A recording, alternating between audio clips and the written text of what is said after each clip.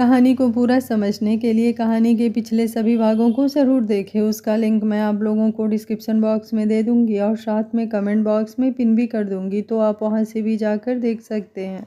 सुबह से ही अवनी का मन अजीब सी उलझनों से घिरा हुआ था। रात भर वो ठीक से सो भी नहीं पाई थी। कॉलेज के लिए जब वो खुराना मेंशन से निकली तब भी उसका दिमाग लगातार एक ही बात सोच रहा था। कार की खिड़की से बाहर गुजरते रास्तों को देखते हुए उसके सामने बार बार आर्यवीर का चेहरा आ रहा था। वही चेहरा जिसे उसने बिना पूरी सच्चाई जाने गलत समझ लिया था। उसने कितनी आसानी से सोच लिया था कि शेखर जी को फंसाने के पीछे आर्यवीर का हाथ होगा, जबकि उसने बिना किसी स्वार्थ के उसके पापा की इज्जत वापस दिलाने की कोशिश की। ये बात सोचते ही अवनी के अंदर हल्की सी ग्लानि भर जाती है। हर बात में इतना एटीट्यूड दिखाता है कि कोई भी उसे गलत ही समझे। उसने मन ही मन खुद से कहा, लेकिन अगले ही पल उसे सुबह स्टडी रूम में विक्रम जी से हुई बातें याद आ गई। उसके कदम जैसे अंदर ही अंदर भारी हो गए। उसने जो कुछ विक्रम जी से कहा था उसका क्या असर होगा? कहीं वो गुस्से में फिर कुछ गलत ना कर दे। कहीं उसकी वजह से आर्यवीर और विक्रम जी के रिश्ते में और दरार ना आ जाए। अगर कभी आर्यवीर को सच पता चला तो? ये सोचते ही उसके सीने में बेचैनी सी होने लगी। उसे सबसे ज़्यादा डर नैना जी और दिग्विजय जी के लिए लग रहा था। वो दोनों पहले ही घर की दूरियों से परेशान थे। अगर ये सच सामने आया तो शायद पूरा घर बिखर जाए। इन्हीं सब ख्यालों में खोई हुई अवनी कॉलेज के गेट के अंदर चली जा रही थी। उसे इस बात का भी ध्यान नहीं था कि सामने कौन खड़ा है। तभी अचानक वो किसी से टकरा गई। ओह सॉरी, उसके मुंह से जल्दी से निकला, लेकिन अगले ही पल उसने सामने देखा तो अखिल खड़ा था। अखिल काफ़ी देर से वहीं खड़ा उसे आते हुए देख रहा था। आज अवनी बहुत खोई हुई लग रही थी। उसके चेहरे पर वही खूबसूरती थी, लेकिन आंखों में साफ बेचैनी दिखाई दे रही थी। कहाँ खोई हुई हो? अखिल ने हल्की मुस्कान के साथ पूछा। अवनी एक पल के लिए संभली। कुछ नहीं। फिर उसने इधर उधर देखते हुए पूछा, रिया नहीं आई अभी? नहीं, उसका मैसेज आया था, थोड़ी देर से आएगी, अखिल ने जवाब दिया। फिर कुछ सेकंड उसे देखता रहा। चलो उधर बैठते हैं। उसने कैंपस के उस कोने की तरफ इशारा किया जहां वो तीनों अक्सर बैठकर बातें किया करते थे। अवनी ने हल्के से सिर हिलाया और दोनों वहां जाकर बैठ गए। कुछ पल दोनों के बीच खामोशी रही। हल्की हवा चल रही थी और पेड़ों की पत्तियां धीमे धीमे हिल रही थी। अखिल लगातार अवनी के चेहरे को देख रहा था। तुम ठीक नहीं लग रही हो, उसने आखिर बोल ही दिया। मैं ठीक हूँ, अवनी ने नजरें चुराते हुए कहा। तुम मुझसे झूठ नहीं बोल सकती हो अवनी, तुम्हारे चेहरे से साफ पता चल रहा है कि तुम किसी बात को लेकर परेशान हो। उसकी आवाज़ में चिंता थी। अवनी कुछ सेकंड चुप रही। उसके दिमाग में फिर वही सारी बातें घूम गई। आर्यवीर का गुस्सा, उसका जुनून, उसका अपने पापा के लिए खड़ा होना, और फिर विक्रम जी की सच्चाई। उसे खुद समझ नहीं आ रहा था कि आखिर वो महसूस क्या कर रही है। तभी अखिल ने धीरे से कहा, अगर तुम इस रिश्ते में खुश नहीं हो तो खुद को फोर्स मत करो अवनी। उसकी नज़र धीरे से अखिल की तरफ उठी। शादी जिंदगी भर का रिश्ता होता है, सिर्फ समझौते का कोई रिश्ता नहीं चलता। अखिल की आंखें अब सीधा उसकी आंखों में देख रही थी। मैं तुम्हारी पर्सनल लाइफ में दखल नहीं देना चाहता, लेकिन दोस्त होने के नाते इतना ज़रूर कहूँगा कि अगर तुम्हारे और आर्यवीर के बीच सब ठीक नहीं है तो तुम्हें चुप रहने की ज़रूरत नहीं है। अवनी बिना कुछ बोले उसकी बातें सुनती रही। रिसेप्शन वाले दिन भी तुम दोनों के बीच एक अजीब सा डिस्टेंस था, और अब भी तुम्हें देखकर लग रहा है कि तुम अंदर से बहुत परेशान हो। अखिल थोड़ा और गंभीर हो गया।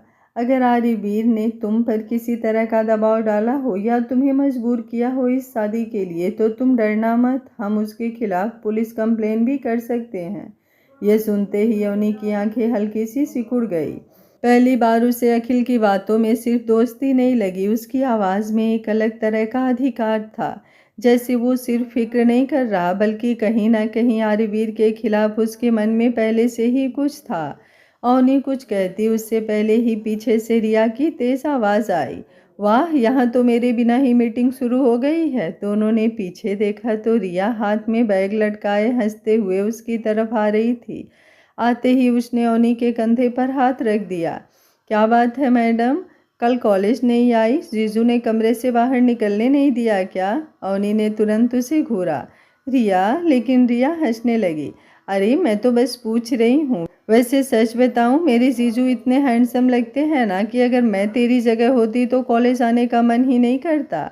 अखिल का चेहरा हल्का सा उतर गया, लेकिन रिया कहाँ रुकने वाली थी। वो अवनी की ओर करीब आकर धीरे से बोली, और बता, जीजू इतने प्यार से देखते हैं क्या तुझे? रिसेप्शन वाले दिन तो उनकी नज़रें बस तुझ पर ही थी। अवनी को अचानक रात वाली बातें याद आ गई। आर्यवीर का उसे अपनी तरफ खींचना, उसकी आंखों का वो गहरा जुनून और उसका बीबी कहना। वो याद आते ही अवनी का चेहरा हल्का सा लाल पड़ गया, जिसे रिया ने तुरंत पकड़ लिया। ओ हो, देख अखिल, हमारी मैडम ब्लश कर रही हैं। रिया बस भी करो, अवनी झेपते हुए बोली। नहीं, पहले ये बता, जीजू घर पर भी इतने ही एटीट्यूड डाले हैं या सिर्फ बाहर? रिया आई विंग करते हुए बोली। अवनी ने तुरंत मुंह बनाया। उस इंसान के अंदर एटीट्यूड कूट कूट कर भरा है, मतलब रोमांस भी होगा तो एटीट्यूड के साथ ही। रिया जोर से हंस पड़ी। अवनी ने उसे मारने के लिए हाथ उठाया तो वो भागने लगी। अखिल उन दोनों को देख रहा था, लेकिन उसके चेहरे पर मुस्कान नहीं थी। उसे अच्छा नहीं लग रहा था कि अवनी के चेहरे पर आर्यवीर का नाम सुनकर वो हल्की सी शर्म आ रही थी। वो अंदर ही अंदर बेचैन हो रहा था। कुछ देर बाद तीनों क्लास की तरफ चले गए। पूरे दिन रिया कभी न कभी अवनी को जीजू के नाम से छेड़ती रही और हर बार अवनी उसे घूरने लगती, लेकिन उसके चेहरे की हल्की शर्म रिया से छुपती नहीं थी। दूसरी तरफ अखिल पूरे दिन चुपचाप उन्हें देखता रहा। शाम को कॉलेज खत्म हुआ तो तीनों बाहर आए। ड्राइवर पहले से गाड़ी लेकर खड़ा था। रिया की कार भी आ चुकी थी। चल, मैं निकलती हूँ, और हाँ, आज जीजू को मेरा हेलो ज़रूर बोलना। रिया हंसते हुए बोली। मैं तुम्हारा हेलो नहीं पहुँचाने वाली, अवनी ने मुंह बनाकर कहा। चल झूठी। रिया उसे गले लगाकर अपनी कार में बैठ गई। अब वहाँ सिर्फ अखिल और अवनी खड़े थे। कुछ पल की खामोशी के बाद अखिल धीरे से बोला, मैंने जो बातें कही थी उनके बारे में सोचना। अवनी ने उसकी तरफ देखा। इस बार उसकी आवाज़ शांत थी, लेकिन शब्द साफ थे। तुमने मेरे बारे में इतना सोचा, उसके लिए थैंक यू अखिल, लेकिन मुझे अपनी ज़िंदगी में क्या करना है और क्या नहीं, वो मैं खुद डिसाइड कर सकती हूँ। तुम्हें मेरी चिंता करने की ज़रूरत नहीं है। ये कहकर वो गाड़ी में बैठ गई। कार धीरे धीरे वहाँ से निकल गई। अखिल काफ़ी देर तक उसी दिशा में देखता रह गया जहाँ उसकी गाड़ी गायब हुई थी। उसके चेहरे पर अब एक अजीब सी जिद उतर आई थी। तुम खुश नहीं हो उस इंसान के साथ अवनी? उसने धीरे से खुद से कहा, और एक ना एक दिन तुम्हें ये बात माननी ही पड़ेगी। इधर खुराना इंडस्ट्रीज सुबह से लगातार मीटिंग्स और फाइलों के बीच घिरा हुआ भी आर्यवीर आज अपने काम पर फोकस नहीं कर पा रहा था, जैसे हमेशा करता था। खुराना ग्रुप की ऊंची बिल्डिंग के टॉप फ्लोर पर बने उसके विशाल केबिन में हर चीज़ हमेशा की तरह व्यवस्थित थी। कांच की दीवारों से दिखाई देता पूरा मुंबई शहर, सामने फैली फाइलें, लैपटॉप की स्क्रीन पर लगातार बदलते प्रेजेंटेशन और मीटिंग्स का शेड्यूल। लेकिन आज उसके दिमाग के किसी कोने में बार बार सिर्फ एक ही चेहरा घूम रहा था, अवनी। सुबह की वो हालत याद आते ही उसके होठों पर अनजाने में हल्की सी मुस्कान आ जाती है। जिस तरह पहले तो वो उसकी बाहों में सिमटी हुई थी, फिर अगले ही पल झांकते ही उस पर बरस पड़ी थी, और जब उसने उसे पूरा बेड दिखाया तो अब खुद उसकी तरफ आई थी, तब उसके चेहरे पर जैसे रंग ही उड़ गया था। उसकी बोलती ही बंद हो गई थी। वो दृश्य याद करके आर्यवीर की अपनी ही आंखों में हल्की चमक उतर आई। उसके होठों पर लंबी सी स्माइल आ गई। तभी सामने बैठे समीर ने फाइल बंद करते हुए उसकी तरफ देखा। पिछले 15 मिनट से दोनों एक नए प्रोजेक्ट की डील स्ट्रक्चर पर डिस्कस कर रहे थे। समीर लगातार आंकड़े और रिस्क पॉइंट बता रहा था, लेकिन बीच बीच में वो नोटिस कर रहा था कि उनके बॉस का ध्यान कहीं और जा रहा है। फिर भी वो प्रोफेशनल तरीके से बोलता रहा, सर, अगर हम ये क्लॉक अभी लॉक नहीं करेंगे तो सामने वाली पार्टी बाद में प्रॉफिट शेयर बढ़ाने की कोशिश करेगी। आर्यवीर ने उसकी बात सुनी ज़रूर, लेकिन अगले ही पल उसे सुबह का वही दृश्य आ गया। अवनी का बाथरूम के बाहर खड़ा होकर उसे घूरना, फिर शर्म छुपाने के लिए उस पर ही गुस्सा निकालना। इस बार वो हल्का सा हंस भी पड़ा। समीर एक सेकंड के लिए चुप हो गया।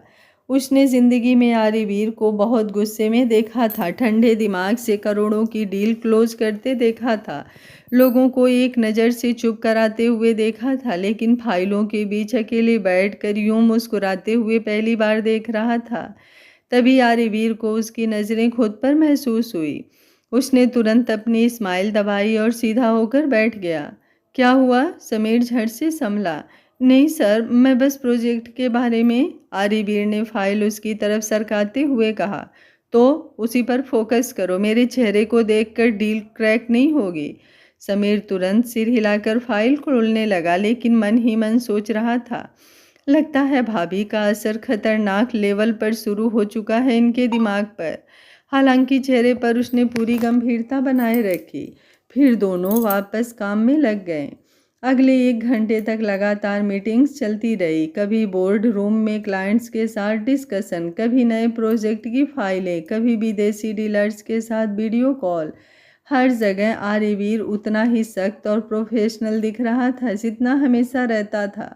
उसकी आवाज़ में वही रौब था, फैसलों में वही धार, लेकिन बीच बीच में उसका ध्यान भटक ही जाता।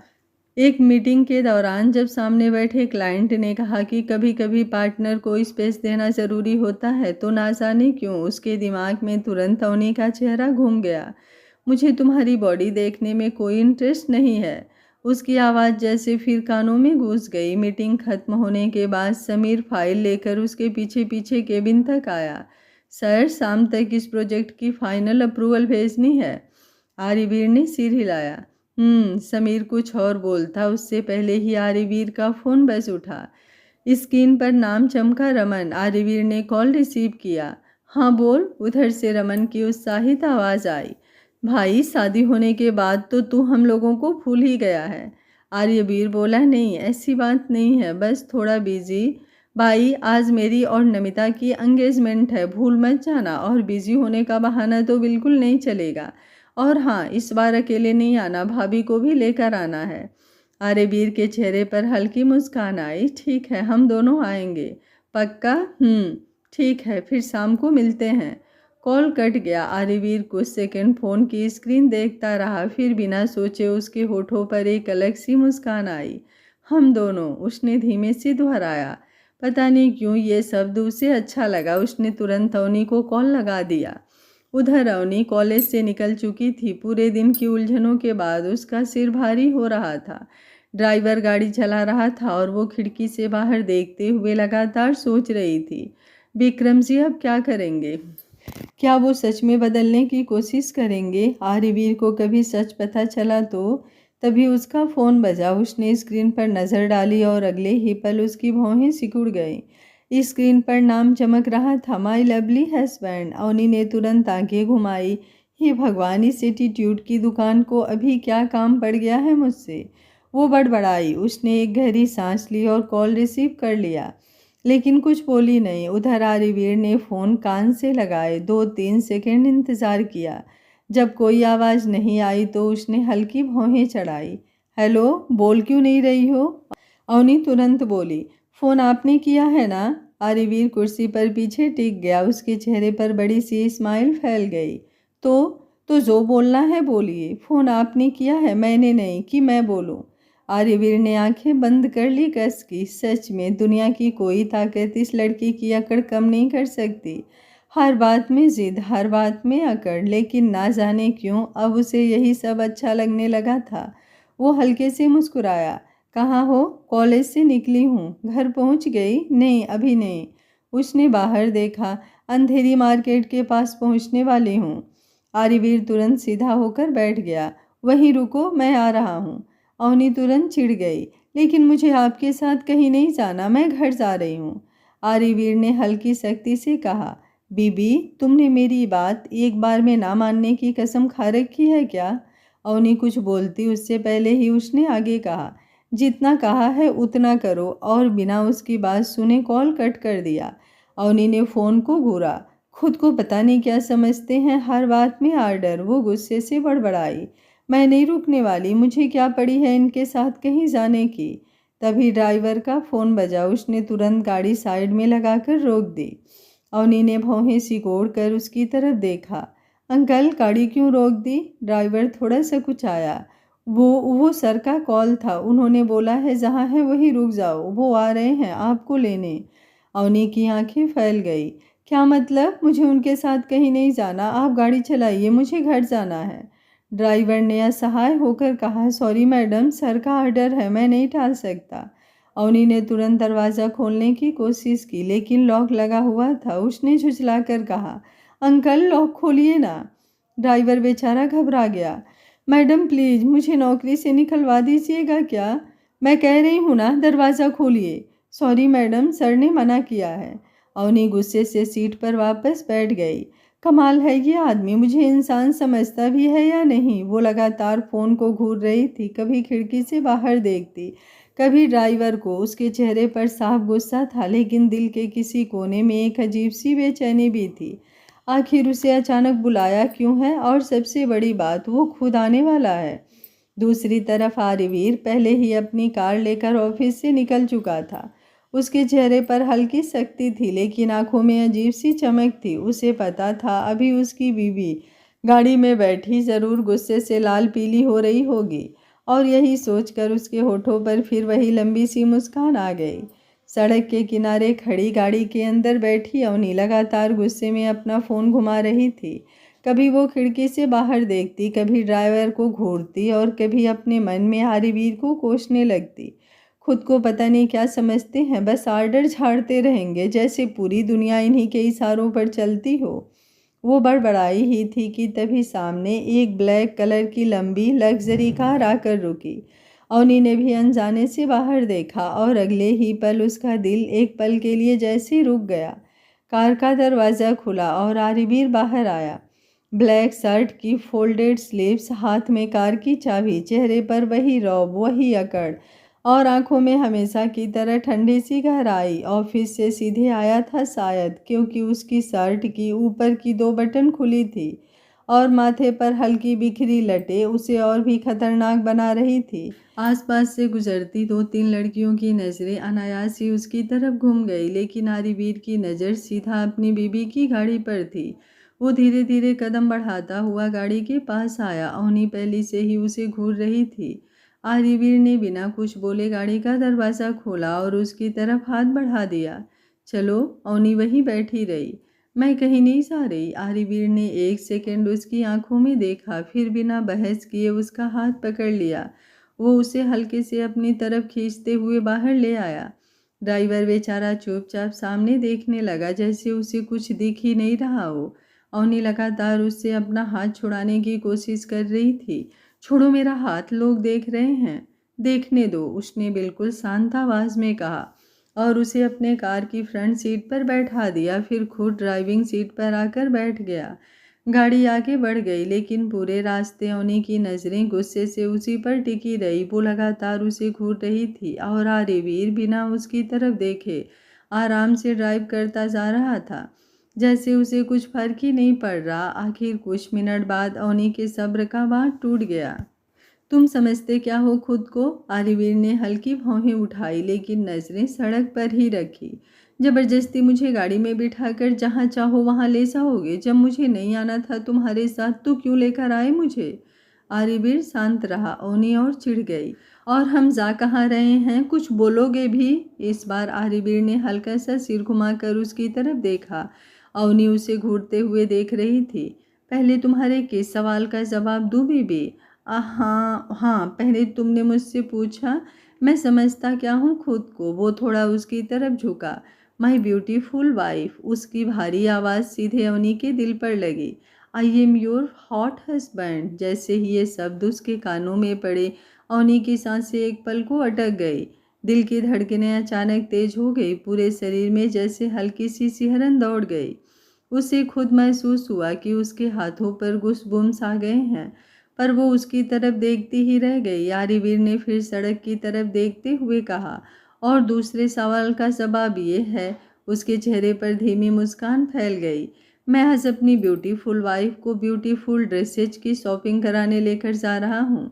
अवनी कुछ सेकंड तक सच में उसे देखती ही रह गई। उसे विश्वास ही नहीं हुआ कि यही आदमी इतनी सीधी और इतनी प्यारी बात भी कर सकता है। उसकी आंखें अनजाने में नरम पड़ गई। वो बस उसके चेहरे को देखती रही। तभी गाड़ी एक बड़े डिजाइनर मॉल के सामने जाकर रुकी। सामने शीशे का चमकता शोरूम था, लेकिन अवनी की नजरें अभी भी आर्यवीर पर ही थी। वो अब भी उसी में खोई हुई थी। आर्यवीर ने गाड़ी बंद किया और उसकी तरफ मुड़कर देखा। उसके होठों पर हल्की सी मुस्कान आ गई।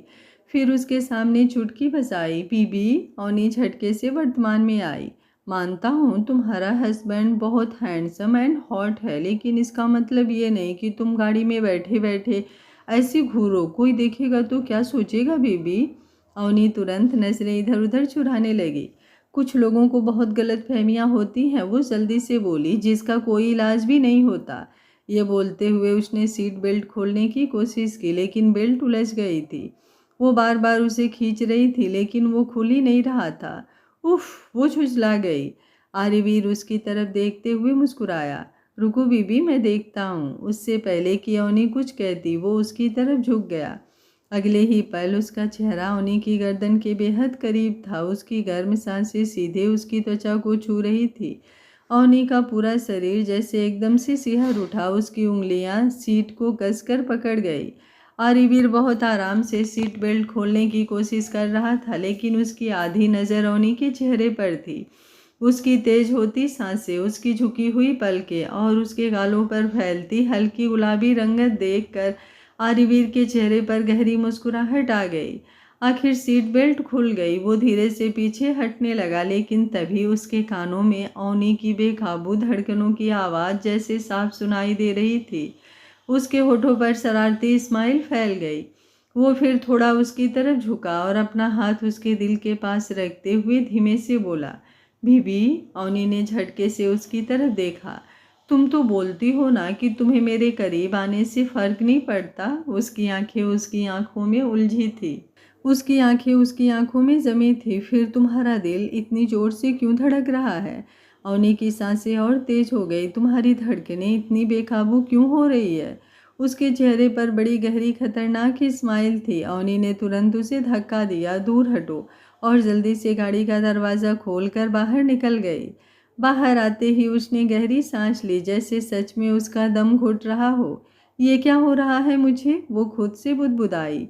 मेरा दिल भी पागल हो गया है क्या? उस एटीट्यूड की दुकान के पास आते ही ये कंट्रोल में ही नहीं रहता। तभी पीछे से आर्यवीर की हंसी भरी आवाज़ आई। अरे बीबी रुको तो। वो उसके पीछे आकर खड़ा हो गया। तुम तो हर बात का बुरा मान जाती हो। तुम्हारा ही पति हूँ, देख लिया करो कभी कभी। कुछ नहीं कहूँगा। अवनी ने उसे घूरा, लेकिन वो कुछ बोली नहीं। आर्यवीर ने हल्के से उसका हाथ पकड़ लिया। ये मेरे दोस्त आदित्य की शॉप है। फिर थोड़ा गंभीर होकर बोला, तो प्लीज़ अंदर कोई एटीट्यूड मत दिखाना। मैं नहीं चाहता मेरी पर्सनल प्रॉब्लम सबके बीच तमाशा बने। अवनी ने उसकी तरफ देखा। कुछ सेकंड तक दोनों की नज़रें एक दूसरे पर टिकी रही। फिर आर्यवीर बिना उसका जवाब सुने उसका हाथ पकड़े हुए उसे मॉल के अंदर लेकर चला गया, और अवनी चाहकर भी अपना हाथ उसकी पकड़ से छुड़ा नहीं पाई। मॉल के अंदर कदम रखते ही ठंडी खुशबूदार हवा अवनी के चेहरे से टकराई। सामने चमचमाती लाइट्स, कांच की बड़ी बड़ी दीवारें और हर तरफ सजे महंगे डिज़ाइनर आउटफिट्स उस जगह को किसी फैशन वर्ड जैसा बना रहे थे। लेकिन अवनी की नज़रें अभी भी आर्यवीर पर ही अटकी हुई थी। रास्ते भर जिस तरह से वो उसे छेड़ते आया था, उसकी आवाज़ अभी भी उसके कानों में गूंज रही थी। My beautiful wife. वो मन ही मन सोच रही थी कि आखिर आर्यवीर को आज हुआ क्या है। इतना नॉर्मल तो वो कभी नहीं रहा। आर्यवीर ने जैसे ही उसका हाथ हल्के से दबाया, अवनी वर्तमान में लौटी। सामने से एक लंबा स्मार्ट मुस्कुराता हुआ लड़का उनकी तरफ बढ़ रहा था। ओहो, आर्यवीर सिंह खुराना खुद मेरी शॉप पर। उसने आते ही आर्यवीर को गले लगाया। आर्यवीर के चेहरे पर भी हल्की मुस्कान आ गई। कैसा है आदित्य? अरे मैं तो बढ़िया हूँ, तू बता। और भाभी, शादी के बाद तो बिल्कुल गुम ही हो गया है। आदित्य की नज़र जैसे ही अवनी पर पड़ी, वो तुरंत मुस्कुराया। अवनी ने हल्का सा नमस्ते किया। हाय भाभी, मैं आदित्य। अवनी ने बस छोटा सा जवाब दिया। आर्यवीर उसकी तरफ देखकर हल्का मुस्कुराया। उसे पता था उसकी बीबी अभी भी गुस्से का आधा गोदाम अपने अंदर लेकर घूम रही है। आदित्य दोनों को अंदर लेकर गया और मजाकिया अंदाज में बोला, तो बता क्या लेना है तुझे भाभी के लिए? Gown, lehenga, western, window western, हमारी शॉप में सब मिलेगा। वैसे भाभी किसी भी चीज़ में बहुत खूबसूरत लगेंगी। तभी आर्यवीर ने अचानक अवनी की कमर में हाथ डालकर उसे अपनी तरफ खींच लिया। इतनी अचानक हुई हरकत से अवनी का दिल एक पल को धक रह गया। तुम्हारी भाभी वैसे भी बहुत खूबसूरत है, आर्यवीर ने बेहद शांत लेकिन गहरी आवाज़ में कहा।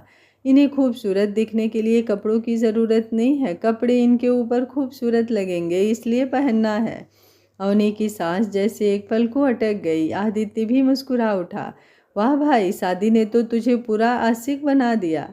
ज़्यादा बकवास मत कर, आर्यवीर ने हंसते हुए कहा। फिर आर्यवीर ने आदित्य की एक तरफ देखते हुए कहा, तेरे पास रेडी टू वियर साड़ियों का कलेक्शन है ना? बिल्कुल है, मेरा यार जो चाहे वो रहे ना, ऐसा हो सकता है?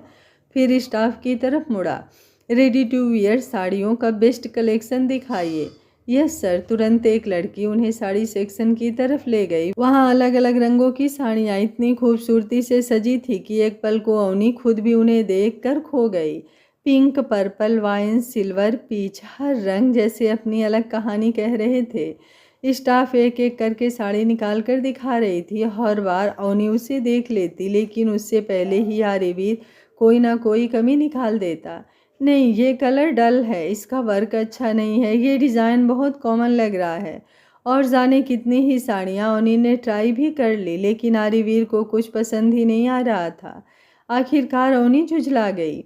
कितनी साड़ियाँ दिखा चुके हैं ये लोग, मुझे तो सब अच्छी लग रही है, लेकिन आपको कुछ पसंद ही नहीं आ रहा है। आर्यवीर बिना उसकी तरफ देखे बस दूसरी साड़ियों की तरफ नज़र घुमाता रहा। तभी उसकी नज़र एक ब्लैक साड़ी पर जाकर रुक गई। साड़ी काले रात जैसे गहरे रंग की थी और उस पर बेहद बारीक डायमंड वर्क था जो दूर से बिल्कुल जुगनू जैसा चमक रहा था। उसकी बॉर्डर इतनी एलिगेंट थी कि साड़ी को देखते ही नजरें वहीं टिक जाए। आर्यवीर कुछ सेकंड तक उसे देखता रहा, फिर धीरे से बोला, वो वाली निकालिए। स्टाफ ने साड़ी बाहर निकाली। जैसे ही साड़ी खुली अवनी की आंखें खुद ब खुद उस पर टिक गई। वो सच में बेहद खूबसूरत थी। सर, ये हमारी प्रीमियम कलेक्शन की साड़ी है, स्टाफ ने सम्मान से कहा। ट्रायल रूम, आर्यवीर ने बस इतना कहा। स्टाफ तुरंत समझ गए। उसने साड़ी अवनी की तरफ बढ़ाई, लेकिन अवनी वहीं खड़ी रही। अब क्या हुआ? आर्यवीर ने उसकी तरफ देखकर पूछा। मुझे नहीं ट्राई करनी। क्यों? क्योंकि तुमको ये भी कुछ खास पसंद नहीं आएगी। आर्यवीर उसके थोड़ा करीब आया। ये पसंद आएगी? इतना कॉन्फिडेंस? अवनी ने आंखें सिकोड़ कर पूछा। उसके होठों पर हल्की मुस्कान थी। क्योंकि ये तुम्हारे लिए ही बनी है, वादा करता हूँ बीबी। उसकी आवाज़ बेहद धीमी थी। ये ड्रेस ना तुम्हें 1 इंच ढीली होगी और ना ही 1 इंच टाइट आएगी। कहते हुए उसने हल्की सी हाई विंग की। अवनी कुछ सेकंड तक बस उसे देखती रह गई। जिस इंसान ने उसकी तरफ कभी पूरी नज़रों से देखा भी नहीं, वो ऐसे दावे कैसे कर सकता है? फिर बिना कुछ बोले साड़ी लेकर ट्रायल रूम में चली गई। बाहर खड़ा आर्यवीर अपने फ़ोन में कुछ देख रहा था, लेकिन उसकी नज़रें बार बार उसी तरफ उड़ जाती थी। कुछ मिनट बाद ट्रायल रूम का पर्दा धीरे से हटा, दरवाज़ा खुला और आर्यवीर की उंगलियां फ़ोन पर रुक गई। ब्लैक साड़ी में अवनी जैसे किसी दूसरी ही दुनिया की लग रही थी। उसके खुले बाल कंधों पर बिखरे थे, गोरा चेहरा उस काले रंग में और भी निखर रहा था, और साड़ी का फिट ऐसा था जैसे सच में उसी के लिए बना हो। एक पल को आर्यवीर बस उसे देखता रह गया। अवनी उसकी नज़रों से बेचैन हो गई। आर्यवीर उसकी तरफ बढ़ा। वो उसके बिल्कुल सामने आकर रुका। उसकी नज़रें अवनी के चेहरे से हट ही नहीं रही थी। अवनी का चेहरा तुरंत लाल पड़ गया। वो कुछ बोल ही नहीं पाई। आर्यवीर की नज़रें सब महसूस कर रही थी। वो थोड़ा सा झुककर उसके कान के पास बोला, मैंने क्या कहा था बेबी तुमको? और हाँ, तुम्हें ब्लैक कलर में देखकर अब मुझे बाकी किसी कलर की ज़रूरत नहीं लग रही। अवनी ने तुरंत नजरें फेर ली। उसे समझ नहीं आ रहा था कि ये वही इंसान है जो हर वक्त उससे लड़ता रहता है या कोई और। आदित्य दूर खड़ा दोनों को देखकर मुस्कुरा रहा था। भाई पैक कर दूं? हाँ, आर्यवीर ने बिना नज़र हटाए कहा। इसी को पैक करो। सर, इसकी प्राइस? आई नो, अवनी ने तुरंत पूछा। कितने की है? स्टाफ हल्का सा मुस्कुराई। 25 लाख मैम। अवनी की आंखें फैल गई। व्हाट? उसने लगभग फुसफुसाकर कहा। एक साड़ी के 25 लाख? वो तुरंत आर्यवीर की तरफ मुड़ी। तुम पागल हो गए हो क्या? क्यों? क्यों मतलब कोई इंसान एक साड़ी पर 25 लाख खर्च करता है? आरिवीर सिंह खुराना करता है, उसने बिल्कुल शांत चेहरे से कहा। लेकिन मुझे नहीं चाहिए इतनी महंगी साड़ी। लेकिन मुझे चाहिए। तुम्हें? हाँ, क्योंकि तुम आरिवीर सिंह खुराना की बीवी हो। अवनी कुछ पल उसे देखती रह गई। उसकी अकड़, उसका कॉन्फिडेंस, उसका तरीका सब इतना अलग था कि चाहकर भी वो उसे नज़रअंदाज नहीं कर पा रही थी।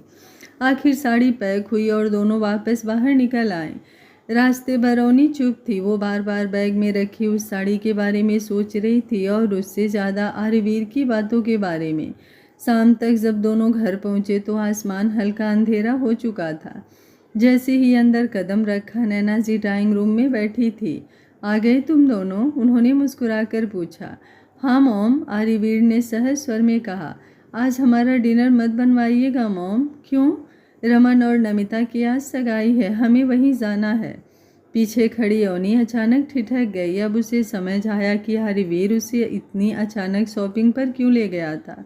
उसकी नज़र अनजाने में फिर उसी बैग पर गई जिसमें ब्लैक साड़ी रखी थी, और फिर धीरे से उसकी नज़र आरिवीर पर पड़ी, जो इस वक्त बिल्कुल सामान्य चेहरे के साथ सीढ़ियों की तरफ बढ़ रहा था। जैसे उसने कुछ खास किया ही ना हो, लेकिन अवनी के दिल में उसकी हर बात, हर नज़र और हर छुअन धीरे धीरे अपनी जगह बनाती जा रही थी। आर्यवीर ऊपर अपने कमरे की तरफ जा चुका था और अवनी वहीं कुछ पल खड़ी रह गई। नैना जी की नज़रें बहुत देर से उसके चेहरे को पढ़ रही थीं।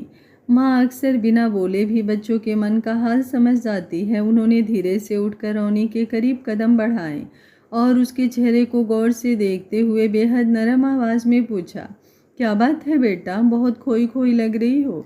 अवनी ने तुरंत हल्का सा सिरनामे हिला दिया। नहीं मॉम, ऐसी कोई बात नहीं, लेकिन उसकी आवाज़ खुद बता रही थी कि बहुत कुछ है जो वो छुपा रही है।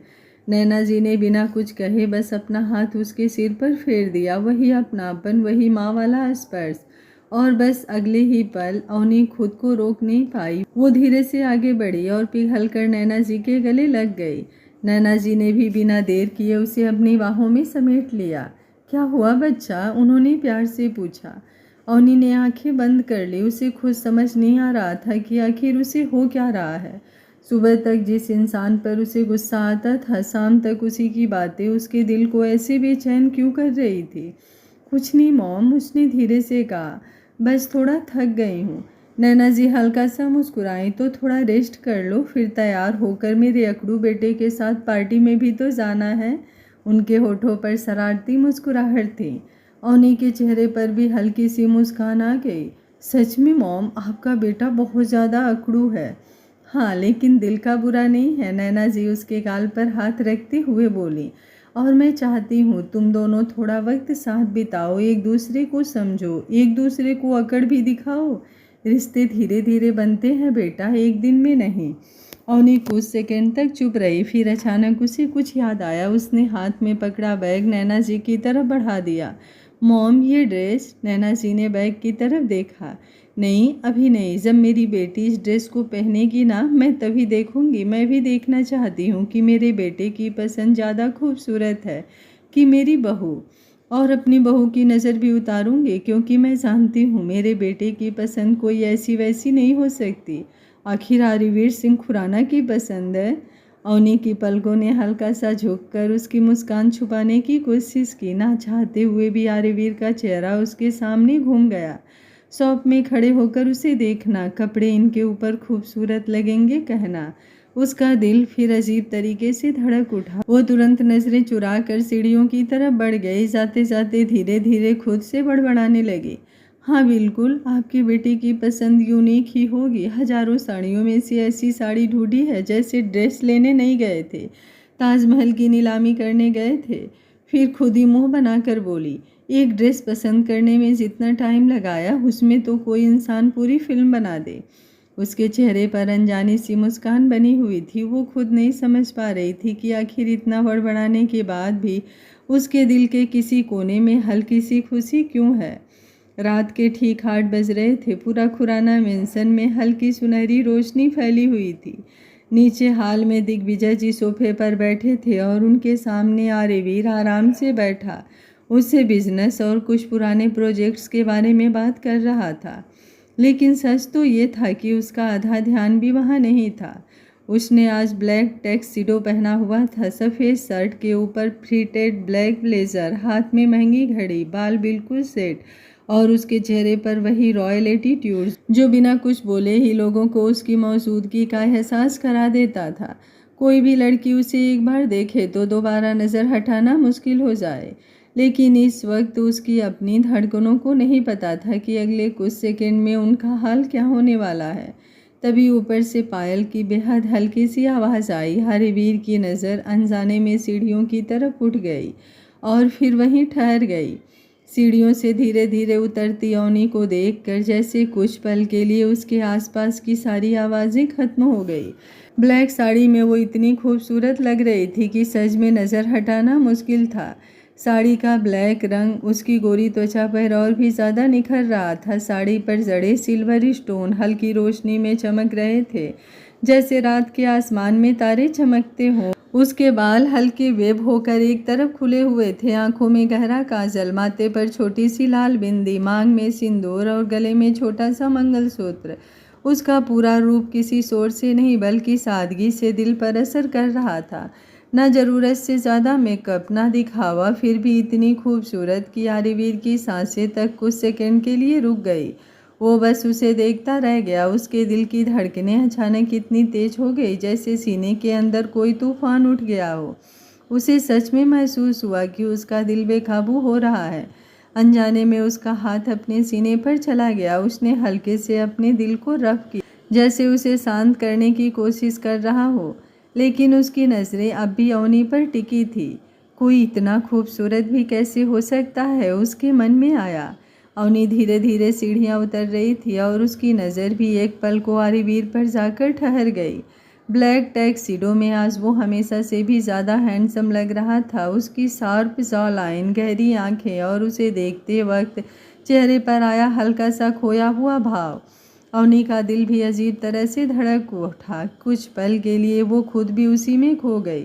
दिग्विजय जी ने पहले आरिवीर का चेहरा देखा, फिर उसकी नज़रों का पीछा करते हुए सीढ़ियों की तरफ देखा। अवनी को देखकर उनके चेहरे पर मुस्कान आ गई, लेकिन उससे भी ज़्यादा मुस्कान उन्हें अपने पोते का चेहरा देखकर आई। आरिवीर इस वक्त सच में खोया हुआ था। दिग्विजय जी हल्का सा हंसे और उसे छेड़ते हुए बोले, तुम्हारी ही बीबी है बरखुरदार, अच्छे से देख लो। दादाजी की आवाज़ सुनते ही आरिवीर जैसे अचानक होश में आया। उसने तुरंत अपना चेहरा दूसरी तरफ घुमाया और गला साफ किया। दिग्विजय जी की आंखों में शरारत साफ दिखाई दे रही थी। नीचे पहुंचकर अवनी हल्के से नैना जी के पास जाकर खड़ी हो गई। नैना जी ने जैसे ही अपनी बहू को देखा, उनकी आंखें खुशी से चमक उठी। हे भगवान, उन्होंने प्यार से उसके चेहरे को देखा। मेरी बहू को किसी की नज़र ना लगे। उन्होंने सच में उसकी नज़र उतारी। अवनी हल्का सा मुस्कुरा दी।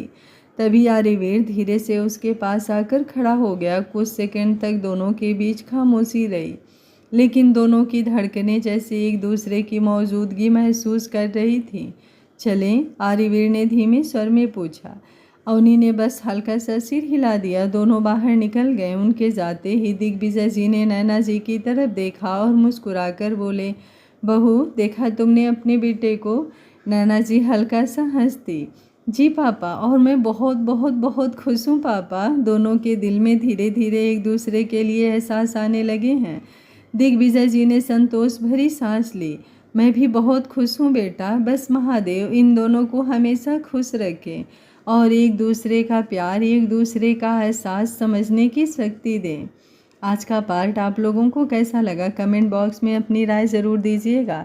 कल का पार्ट और भी ज़्यादा बेहतरीन और खूबसूरत होने वाला है। पार्टी हो और कोई धमाका ना हो, ऐसा भला हो सकता है? कल का पार्ट में क्या होने वाला है, अगर कोई गेस कर सकता है तो बताना ज़रूर मुझे कमेंट बॉक्स में। मुझे आप लोगों के प्यारे प्यारे कमेंट का इंतज़ार रहेगा। Thank you for watching. मिलते हैं अगले पार्ट में। तब तक स्वस्थ रहिए, मस्त रहिए, अपना ख्याल रखते रहिए।